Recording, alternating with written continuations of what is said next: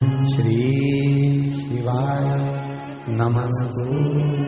रविवार की जब प्रदोष पड़ती है तो शिव बेलपत्र के पेड़ के नीचे निवास करते हैं।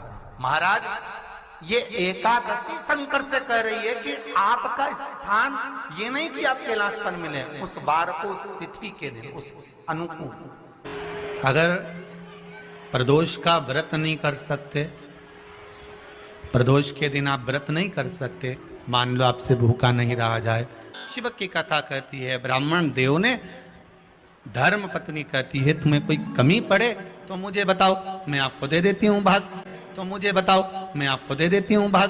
पर ब्राह्मण देव तो ब्राह्मण देव थे, जो लाते थे वो दान पुण्य संकीर्तन में लगा देते थे। एक दिन शाम का समय, प्रदोष का दिन,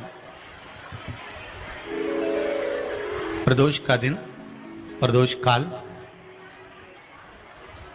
शाम का समय, भगवान देव अधिदेव महादेव माँ जगतजननी पार्वती जी के साथ में भ्रमण पर निकले। प्रदोष का व्रत नहीं कर सकते, प्रदोष के दिन आप भूखे नहीं रह सकते, मंदिर भी नहीं जा सकते, दिया भी नहीं लगा सकते। तो शिव महापुराण की कथा कहती है कि प्रदोष के दिन, प्रदोष काल में अपने ही दरवाजे के पास में देवाधिदेव महादेव का स्मरण कर लक्ष्मी की वृद्धि के लिए, कार्य सिद्धि के लिए, संपदा को प्राप्त करने के लिए आप अपने ही दरवाजे के पास में एक दीप लगा सकते हो। कौन से दिन?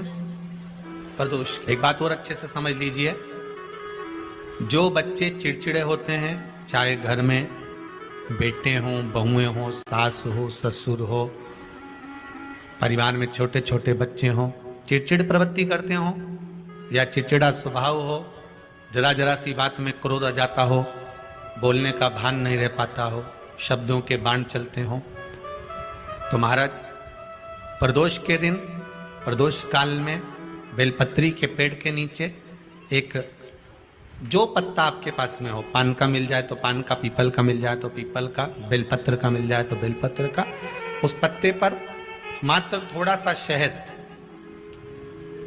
और 7 दाने चावल के रखकर घी का दिया लगा दो महाराज, और थोड़ा सा जल हाथ की अंजलि में लेकर भगवान देवाधिदेव महादेव का स्मरण कर कर कि इस बेलपत्री के वृक्ष के नीचे माता लक्ष्मी, पार्वती, सरस्वती विराजमान है।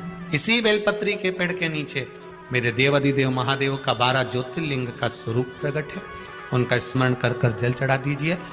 और उसका स्मरण कर लो जो चिड़चिड़ प्रवृत्ति करता हो, क्रोध करता हो, जिसको बोलने का भान नहीं होता हो, सम्मान नहीं देता हो, अपशब्द कहते हो, उनका स्मरण कर कर आप छोड़ेंगे।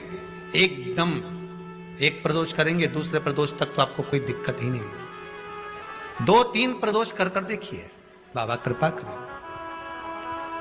बच्चों को पढ़ने का कह रहे हो, पढ़ने बैठो, पढ़ने बैठो, पढ़ने बैठो, पढ़ने बैठो, तो एक आध प्रयास बच्चों के लिए भी कर लिया करो कि भाई ठीक है।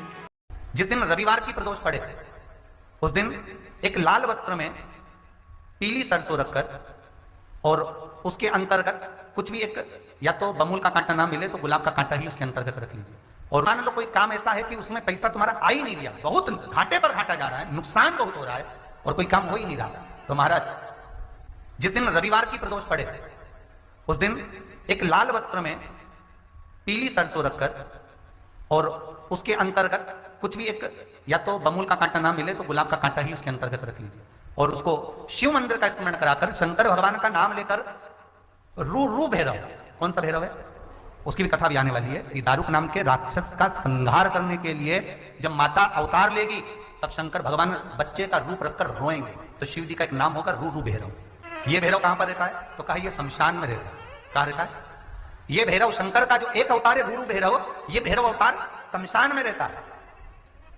तो इस भैरव का काम क्या है? तो कहा शमशान में, शमशान की जो अग्नि होती है, भले की लकड़ी रहे, भले उसमें कोई पदार्थ डाले ना डाले, थोड़ी देर में वो अग्नि रू आवाज, हल्की सी शमशान की जो अग्नि जलती है उसमें एक आवाज आती है। आप जैसे कोई अग्नि जलाएंगे ना उसमें आवाज नहीं आएगी, ध्यान देना। हमारे शमशान में अगर जो लोग गए होंगे मुर्दा जलाने के लिए, तो अगर वो एकांत में बैठेंगे तो उसमें से एक आवाज आती है रू रू रू।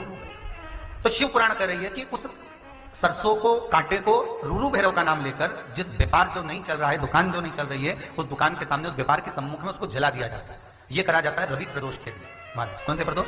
रवि प्रदोष के लिए, जो सुख का भान कराता है, व्यापार की उन्नति के लिए, समृद्धि के लिए, लक्ष्मी के लिए इसका प्रयोग किया जाता है। तो यहां पर दारूक नाम का जो असुर है, दारूक नाम का जो राक्षस है, उसका एक ही कहना है कि मैं मरूं, मना नहीं है ब्रह्मदेव पर, वो मरने